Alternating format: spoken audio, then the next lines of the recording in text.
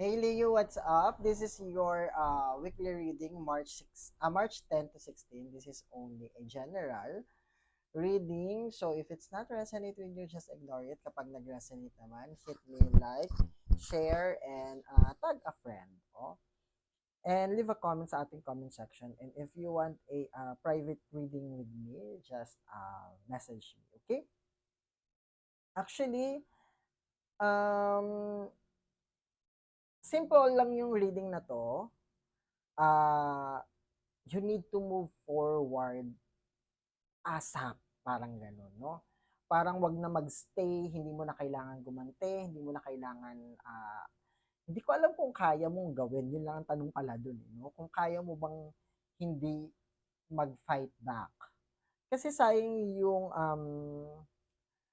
I see a manipulation kasi na parang hindi ko alam kung ikaw mismo yung nagma-manipulate ng senaryo kasi previous previous reading ko parang alam mo na na may nanggagamit sa'yo. Parang ngayon dahil alam mo na, parang gusto mong play the game. Oo, akala niyo syonga-syonga ako, Parang remind dito na 'wag mo nang ituloy, pero kung gusto mo yung mga gan'tong laro, eh, wala akong magagawa. Kasi this is a strength card, parang ikaw pa rin alam mo yung alam namin na you will be win the battle. However,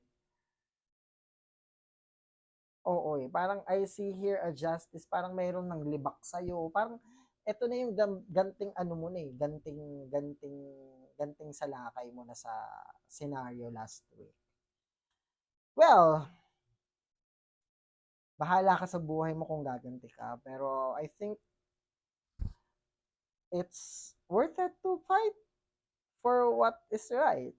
No, yun naman din ang nakakaano natin dun, eh, pero hindi ko kasi ma-consider na mabuti yun, eh. Pero alam ko namang hindi ka magpapatalo, suportahan na lang kita if ever, but